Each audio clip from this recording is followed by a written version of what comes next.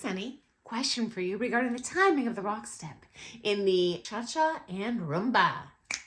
In international Latin, we dance the rock step on the second beat of every measure. I like and prefer that. It just feels more like a genuine Latin styling to me. But in round dance and many dance venues, we dance that rock step on beat one of every measure, and I feel like it's dumpy and it's not genuine Latin dance.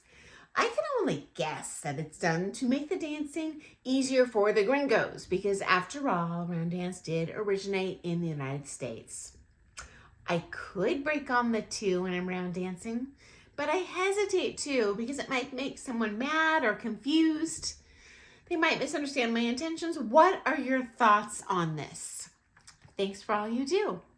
Yeah, I got thoughts. Here goes. Okay, big picture nutshell. Whenever I show up to a dance venue, I adjust my dancing to whatever that cultural expectation is. Okay, so how does that happen? Number one, over the years, I have seen a number of communities break on the one, whether it's rumba or cha-cha.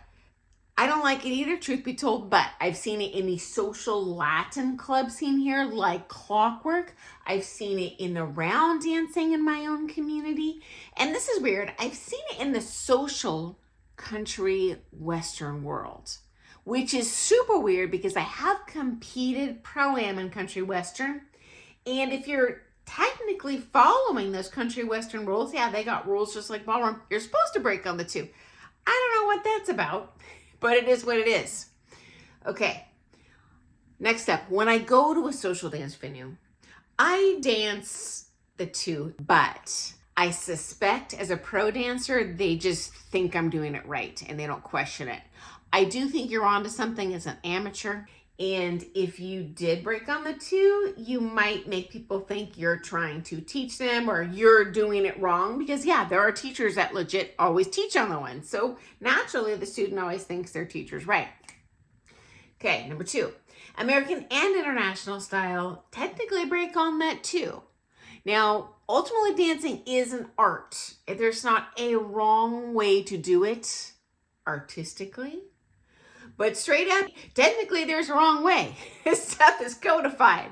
And to boot, when I go to a social dance in the ballroom community, everyone knows that I specialize in international style. I think I would confuse them if I broke on the one, so I break on the two.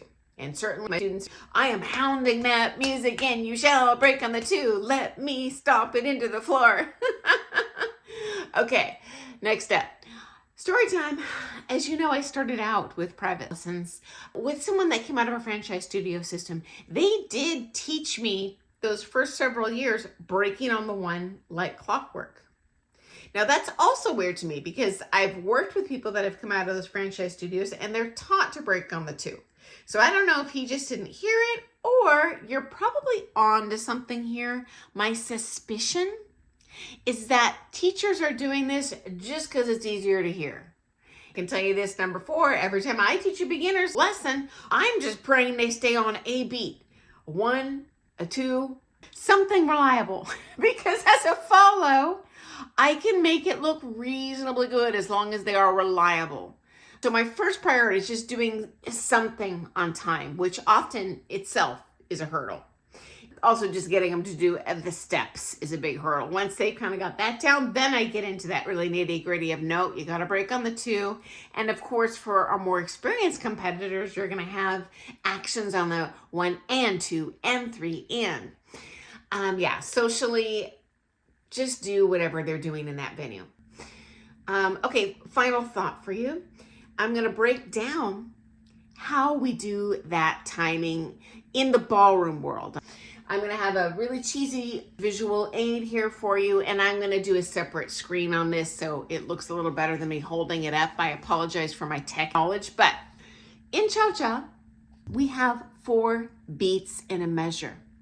1, 2, 3, 4, and 1, 2, 3, 4, and.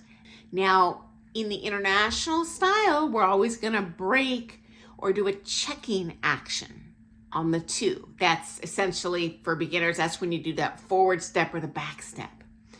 So we're going to go 2 is your break, 3 cha-cha-cha. That is your chassé action, your side, close, side.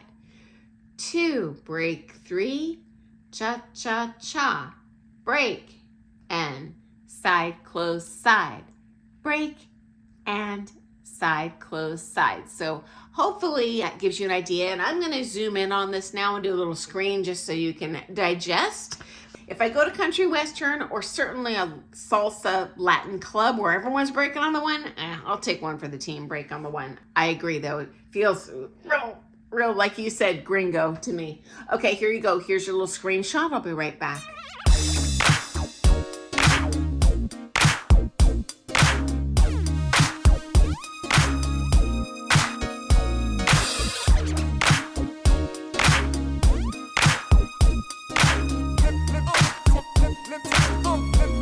Progress up through those comp ranks, you are going to have additional actions on all of those and beats. And then when you get that down, guess what?